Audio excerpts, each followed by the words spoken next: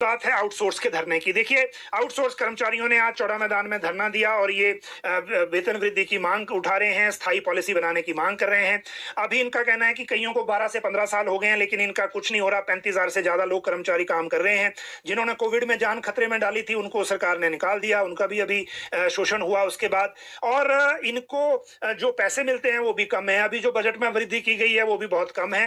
तो इसको लेकर जो ज्यादा विस्तार से जो बात है वो इन्होंने वहां कही है, मीडिया के सामने भी बात कही है, लेकिन सरकार क्या डिसीजन लेती है वो भी हमारे सामने है नहीं। जब इसके बारे में फैसला होगा तो आपको उससे अवगत करवाएंगे। करुणा मूलक को लेकर बड़ी विस्तार से आज डिस्कशन हुई। पहला ही सवाल था या दूसरा था शायद, और ये सतपाल सत्ती का सवाल था। उन्होंने पूछा था सवाल, उसके बाद बाकी लोग भी इसमें ऐड हुए।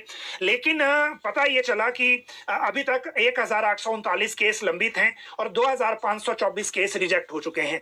बहुत सारे विधायकों ने अलग अलग ये बात कही। रणधीर शर्मा ने कही, जो आने वाले हैं उन्होंने कही, और सुरेंद्र शौरी ने कही कि रिजेक्ट इसलिए हो रहे हैं कि इनकम लिमिट जो है वो कम है और उसको बढ़ाने की जरूरत है। जहां तक दूसरी बात है तो जो इनकम लिमिट है उसमें जो पेंशन मिलती है कर्मचारी के पत्नी को या बच्चों को, उसको भी ऐड किया जा रहा है, उसको इनकम लिमिट से हटाएं। तो उप मुख्यमंत्री ने कहा कि इनकम लिमिट से पेंशन को नहीं हटा सकते क्योंकि वो सरकारी ट्रेजरी से जारी है।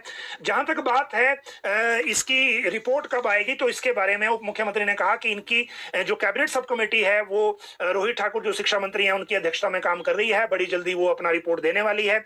और फिर बीच में इंटरवीन करते हुए रोहित ठाकुर ने कहा कि 15 अप्रैल से पहले हम अपनी रिपोर्ट दे देंगे, लेकिन जो इनकम लिमिट है या 5% कोटा है उसमें रिलीफ मिलेगा कि नहीं, इस रिप्लाई से अभी तक ये साफ हुआ नहीं है। पहले इसका जो रिपोर्ट है वो आने देते हैं, रिपोर्ट आने के बाद ये पता चलेगा कि वो किस तरह से करेंगे। लेकिन उप मुख्यमंत्री ने कहा कि सरकार एक मुश्त इन केसेस को निपटाना चाहती है। जिनको एक बार रिजेक्ट किया जा चुका है वो दोबारा कंसिडरेशन में आएंगे या नहीं, इसके बारे में पता तभी चलेगा जब रिपोर्ट आ जाएगी और उस रिपोर्ट के बाद इसके बारे में फैसला हो सकेगा। तो ये करुणामूलक की बात है। अब बात करते हैं रेगुलराइजेशन के ऑर्डर की। देखिए, रेगुलराइजेशन को लेकर बहुत सारे कमेंट्स कर्मचारियों के आ रहे हैं।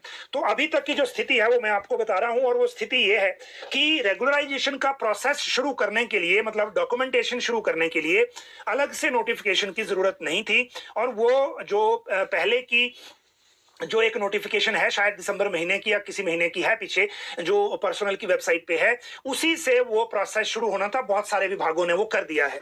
लेकिन जिनका प्रोसेस हो गया है, मान लीजिए 31 मार्च को, 29 मार्च को, 1 अप्रैल को या अप्रैल के पहले हफ्ते में डिपार्टमेंट अपना प्रोसेस पूरा कर लेते हैं, तो वो रेगुलर के ऑर्डर कब होंगे, इसके बारे में जब सेक्रेटरी पर्सनल से हमने पूछा था तो उन्होंने कहा कि रेगुलराइजेशन के ऑर्डर को लेकर जो प्रोसेस है वो तो डिपार्टमेंट कर सकते हैं अपने अपने लेवल पर, लेकिन रेगुलराइजेशन के ऑर्डर विभाग तभी करेंगे जब सरकार ऊपर से एक बार नोटिफाई कर देगी, डिसीजन ले लेगी, और ये डिसीजन कैबिनेट को लेना है, या हो सकता है कैबिनेट से बिना भी लेना हो तो एक बार ऑन फाइल इसकी अप्रूवल होगी। लेकिन फाइल मूव तब होगी जब अथॉरिटी फाइल मूव करने को कहेंगी। मतलब अभी अब ये राज्य सरकार के ऊपर है टोटली कि वो रेगुलराइजेशन के ऑर्डर कब करना चाहती है। इसीलिए जब सरकार इशारा करेगी, अफसर जो है वो फाइल मूव कर देंगे, और फिर उसके बाद कंसर्न डिपार्टमेंट, ये सिंगल नोटिफिकेशन हो जाएगी, चाहे कैबिनेट में हो चाहे वैसे हो, और उसके बाद सरकार रेगुलराइजेशन जो बाकी विभाग हैं वो रेगुलर करने के ऑर्डर अपने अपने स्तर पर कर सकते हैं।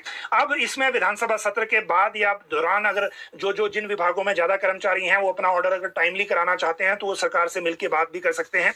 लेकिन जो सिचुएशन है अभी तक वो मैंने आपको बता दी।